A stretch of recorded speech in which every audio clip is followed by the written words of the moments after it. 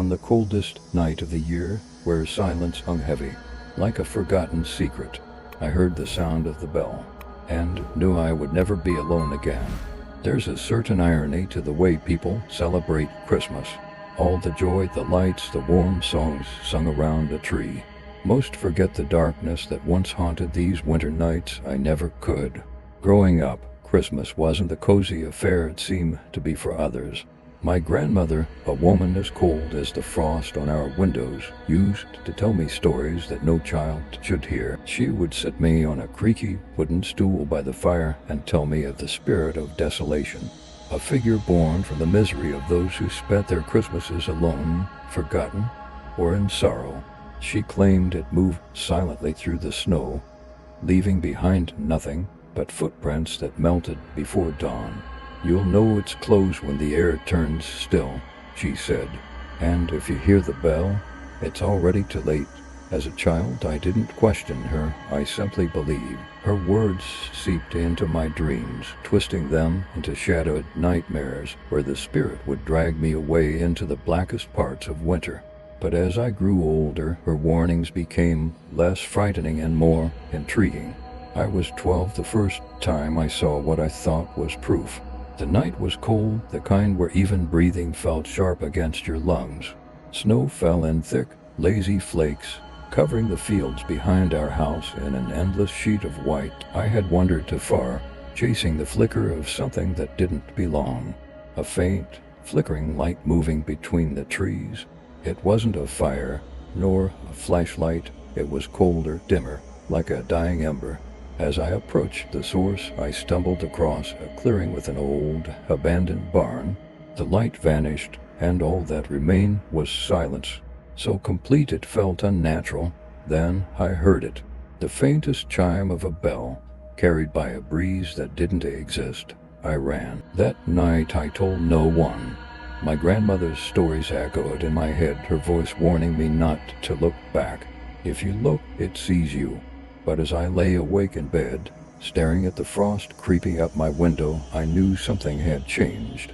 Fear had been replaced by something far more dangerous, curiosity. Years passed, but the memory of that night and the clearing never left me. It lingered like the chill of a winter wind that never quite fades. While my friends would laugh and trade stories of gifts and holiday cheer, I found myself returning again and again to my grandmother's tales. I sought out every scrap of lore about the spirit of desolation I could find. At first, I told myself it was simple curiosity, a harmless fascination with a local legend, nothing more. But the truth was darker. Deep down, I wanted to see it again. As I grew older, the spirit became less of a childhood fear and more of an obsession. I learned that the stories weren't confined to our village. Across the world, similar tales existed, figures that came with a cold, drawn to grief and loneliness like moths to flame. The names changed, but the patterns were the same. The sound of bells, the chill in the air, the strange marks left in the snow. I began to test the legend. At first, it was subtle, walking the woods at night, leaving small offerings behind.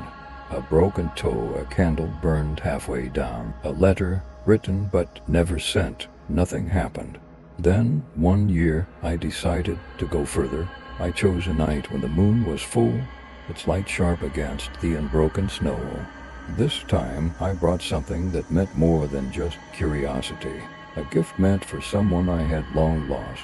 It was a music box, one that had belonged to my mother. She had passed years earlier, on a Christmas Eve no less. I hadn't opened the box since her death, but that night I wound the key, letting its tinny melody fill the silence. When it stopped, I placed it in the clearing where I had once heard the bell. The air grew colder. At first, I thought it was just my imagination, but then I saw them, footprints forming in the snow, step by step, leading toward the music box. I held my breath, frozen, as those invisible steps stopped mere inches from the gift. The bell chime, soft, distant, yet impossibly near. I didn't run this time. Instead, I whispered the question that had haunted me since childhood. "What are you?" No answer came. But the music box wound itself once more, its melody shifting into something off-key and wrong. And then, as suddenly as it had begun, it stopped. The footprints vanished. I returned home that night, my mind racing. The spirit was real, of that I had no doubt. But I wasn't afraid. Not anymore. I felt something else entirely. A pull, as if it had left a part of itself behind in me. Over the following weeks, strange things began to happen. Shadows moved where they shouldn't. The scent of burning pine lingered in my room, though no fire had been lit. And then there were the bells. Always faint, always just out of reach. I began to feel watched. It was December again, nearly a year since that night in the clearing. The bells had become a part of my life, their faint chime drifting through the air when I was alone. At first I thought it was my mind playing tricks on me, but deep down I knew better. The spirit wasn't done with me. I started to notice other changes, subtle but undeniable.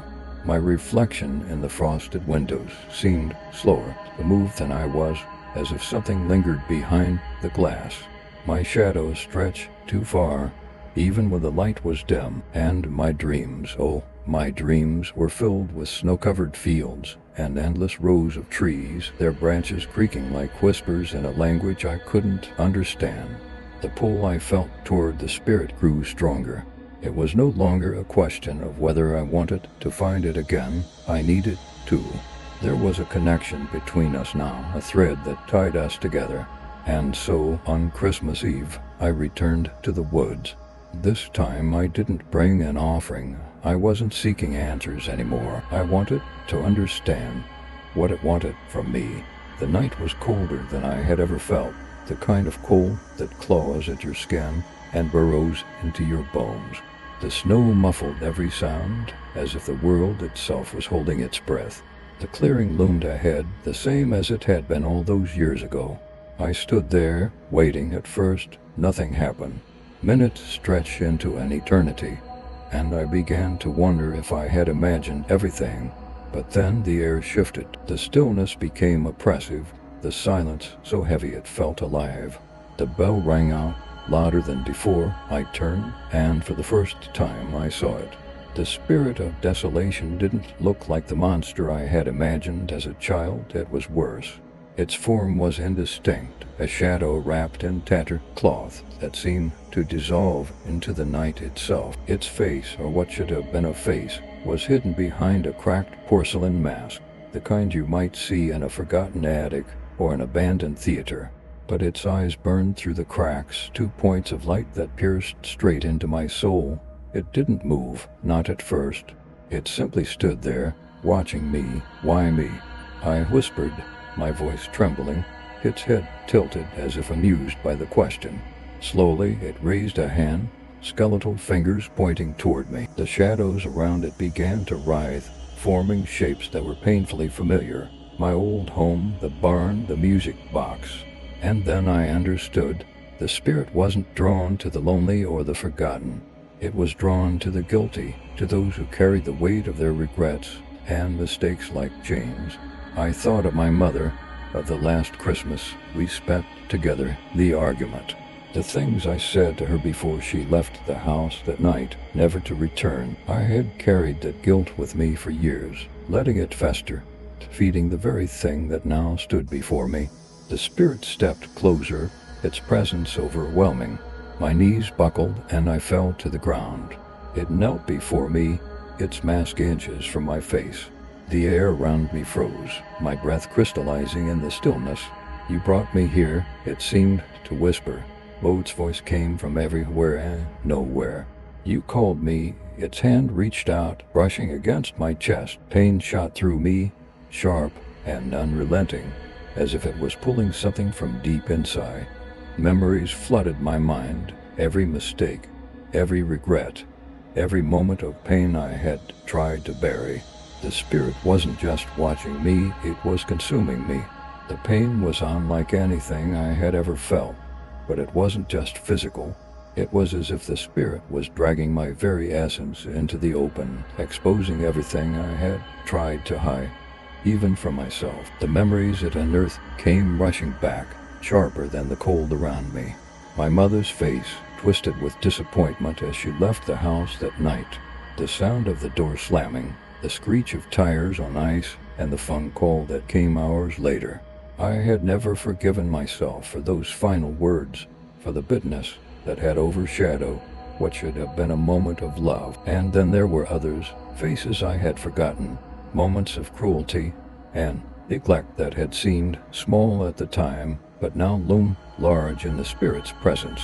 As it knelt before me, its hand pressed against my chest, I realized what it was doing. The spirit wasn't just feeding on my guilt, it was becoming it. Its form shifted with every memory, the tattered cloth now bearing stains and tears that mirrored my own regrets. Its porcelain mask cracked further, revealing glimpses of a face beneath that wasn't its own. It was mine. No, I gasped, trying to pull away, but there was no escape. The shadows surrounding us had grown into a wall, a barrier that cut me off from the world. The only light came from the spirit's eyes, burning brighter with every second.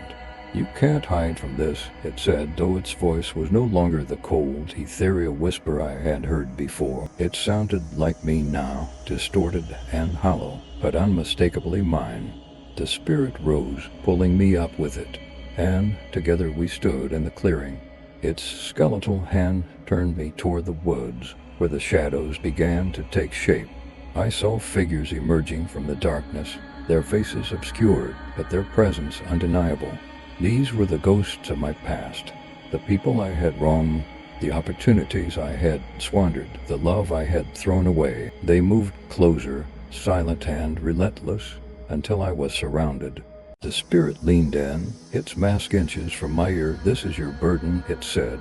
"You cannot run from it, you cannot fight it, but you can let it consume you." The figures reached out, their hands cold as the grave, and I felt their grip tighten around me. I wanted to scream, to beg for mercy, but my voice had abandoned me. The weight of their touch was unbearable, dragging me down into the snow. And then, just as I thought I would be lost forever, the spirit released me. I fell to my knees, gasping for air, the world spinning around me. When I looked up, the figures were gone, and the spirit stood over me, its mask fully shattered. Beneath it was not a face, but a void, endless and consuming, reflecting everything I had tried to hide from myself. "Why?" I managed to choke out. "Why show me this?"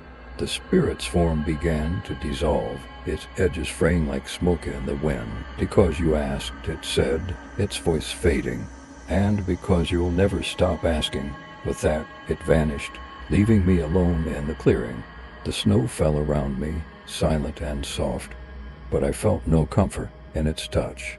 The cold was inside me now, a part of me that I knew would never leave. I sat there in the snow for what felt like hours, the silence of the clearing pressing down on me. My breath came in shallow gasps, each one clouding the air before fading into nothing. The spirit was gone, but its mark was etched into me, as permanent as the frostbite gnawing at my fingertips. When I finally found the strength to stand, the woods around me no longer felt familiar. The trees seemed taller, their branches twisted into shapes that blocked out the stars. Even the snow beneath my feet felt different, heavier, as if it remembered what had happened here. I made my way home in a daze, but the house no longer felt like mine. The warm glow of the Christmas lights seemed artificial, a facade that barely concealed the shadows lurking in every corner. I climbed the stairs to my room, my body moving on instinct, and collapsed onto the bed. Sleep didn't come. When the first light of dawn broke through the frost-covered windows, I saw it. At the foot of my bed sat a small box, wrapped in paper so old it looked as though it would crumble at the slightest touch. A black ribbon tied it shut, and though no name was written on the tag, I knew who had left it. My hands trembled as I untied the ribbon and peeled back the paper. Inside was the music box I had left in the clearing the year before. Its once polished surface was now dull, the wood splintered as though it had been dragged through the snow for miles. I hesitated, then turned the key. The melody it played was familiar, but wrong. Slower, darker, The notes warped into something unrecognizable, and then as the last note faded, I heard it, the bell. It was faint, barely audible, but it was there, somewhere in the distance. I didn't open the music box again. Weeks passed, and the snow melted, but the spirit never truly left me. It was in the way the shadows seemed to move in my peripheral vision, in the whispers that came when I was alone, in the cold that lingered in my chest. No matter how warm the room was, I became a stranger to myself, retreating further into the isolation that had drawn the spirit to me in the first place. The world outside moved on, but I stayed frozen, trapped in that clearing, replaying the memories it had forced me to confront. And now, as another Christmas approaches, I feel it growing stronger. The bells are louder now, their chime no longer distant. Sometimes I hear them inside the house. I wonder if it's coming back for me, or if I've already become it. I wonder if, one day, you'll hear the bells too.